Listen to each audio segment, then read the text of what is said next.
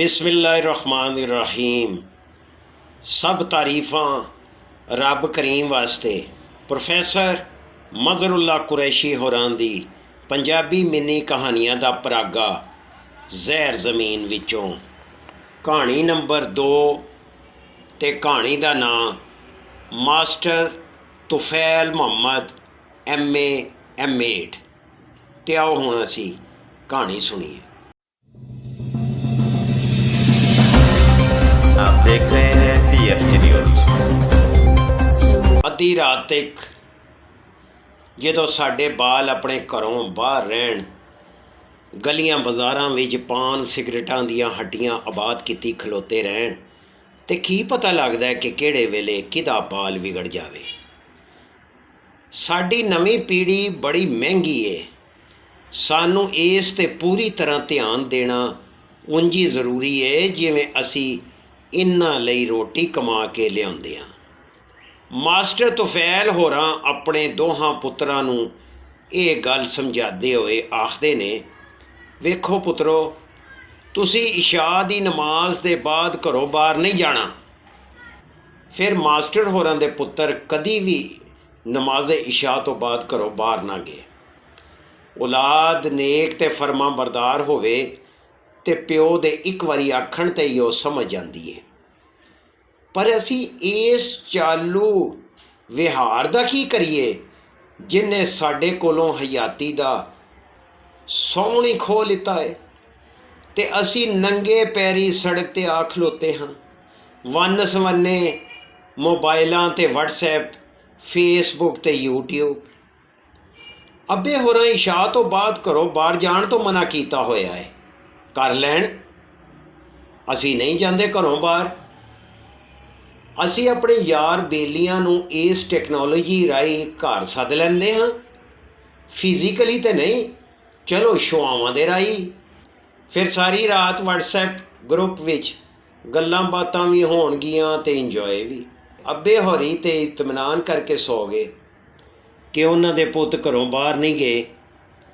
ਪਰ ਉਹ ਇਸ ਗੱਲ ਦਾ ਪੱਕ ਕਿਵੇਂ ਕਰਨ ਕਿ ਉਹਨਾਂ ਦਾ ਮਨ ਵਾਕਈ ਘਰ ਦੇ ਅੰਦਰ ਹੈ ਜਾਂ ਨਹੀਂ। ਮਾਸਟਰ ਤੁਫੈਲ ਹੋਰਾਂ ਨੇ ਔਲਾਦ ਨੂੰ ਘਰ ਵਿੱਚ ਡੱਕ ਕੇ ਰੱਖਣ ਦਾ ਕਦੀ ਵੀ ਦਾਅਵਾ ਨਹੀਂ ਕੀਤਾ ਸੀ, ਤੇ ਨਾ ਹੀ ਉਹ ਇਸ ਦੇ ਹੱਕ ਵਿੱਚ ਕਦੀ ਸਣ। ਉਹ ਤੇ ਬੇਮਕਸਦ ਅੱਧੀ ਰਾਤ ਤੀਕਰ ਬਾਲਾਂ ਦੇ ਘਰੋਂ ਬਾਹਰ ਰਹਿਣ ਦੇ ਖਿਲਾਫ ਸਨ। ਨਵੀਂ ਪੀੜ੍ਹੀ ਦੀ ਸਹੀ ਵੇਲੇ ਚੰਗੀ ਤਰਬੀਅਤ ਕਰਨ ਦਾ ਸਭ ਮਾਪਿਆਂ 'ਤੇ ਜ਼ੋਰ ਪਾਉਂਦੇ ਸਨ। ਮਾਸਟਰ ਤੁਫੈਲ ਹਰੀ ਹੁਣ ਇਸ ਦੁਨੀਆ ਵਿੱਚ ਨਹੀਂ ਰਹੇ, ਤੇ ਕੀ ਇਹ ਗੱਲ ਹੁਣ ਇੱਥੇ ਹੀ ਮੁੱਕ ਗਈ ਹੈ? ਜਿਹੜੀ ਉਹਨਾਂ ਦਿਨ ਰਾਤ ਆਪਣਾ ਖੂਨ ਪਸੀਨਾ ਕਰਕੇ ਇੱਕ ਪਨੀਰੀ ਉਗਾਈ ਸੀ, ਉਹ ਕਿੱਥੇ ਜਾ ਮਰੀ ਹੈ? ਕੀ ਉਸ 'ਤੇ ਉੱਲੀ ਚੜ੍ਹ ਗਈ ਹੈ?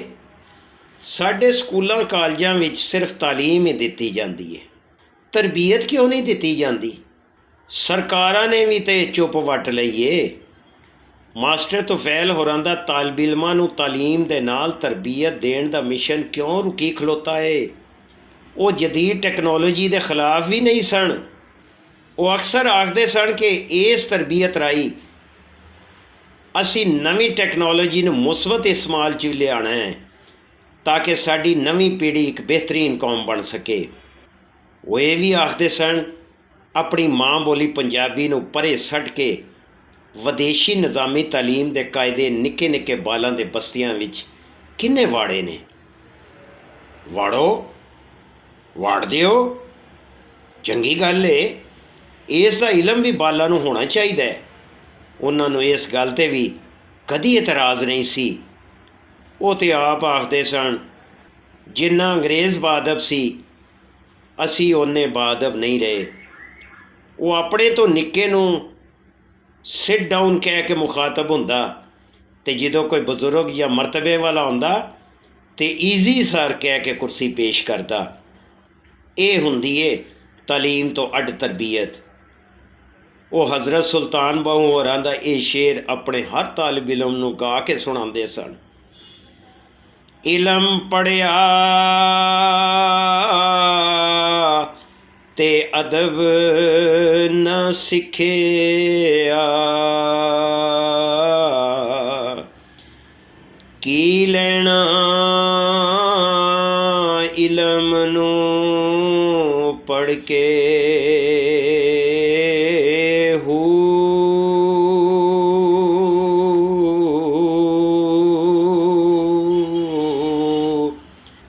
ਮੈਨੂੰ ਚੰਗੀ ਤਰ੍ਹਾਂ ਯਾਦ ਹੈ ਕਿ ਇੱਕ ਦਿਹਾੜੇ ਮੈਂ ਆਪਣੇ ਹਮਜਮਾਤੀ ਬਲਾਲ ਤੁਫੈਲ ਮਾਸਟਰ ਹੋਰਾਂ ਦਾ ਨਿੱਕਾ ਪੁੱਤਰ ਨੂੰ ਮਿਲਣ ਉਸ ਦੇ ਘਰ ਗਿਆ ਅਤੇ ਪਤਾ ਲੱਗਿਆ ਕਿ ਮਾਸਟਰ ਹੋਰਾਂ ਨੇ ਬਿਲਾਲ ਨੂੰ ਆਪਣੇ ਘਰ ਦੇ ਉਤਲੇ ਕਮਰੇ ਵਿੱਚ ਪੜ੍ਹਨ ਵਾਸਤੇ ਬਿਠਾਇਆ ਹੋਇਆ ਹੈ। ਅਤੇ ਇਹ ਸੁਣ ਕੇ ਹੋਰ ਵੀ ਹੈਰਾਨੀ ਹੋਈ ਕਿ ਉਹਨਾਂ ਬਿਲਾਲ ਦੇ ਕੋਲ ਉਹਦਾ ਮੋਬਾਈਲ, ਲੈਪਟਾਪ ਅਤੇ ਸਭ ਕਿਤਾਬਾਂ ਰੱਖ ਕੇ ਬਾਹਰੋਂ ਤਾਲਾ ਮਾਰ ਛੱਡਿਆ ਹੈ।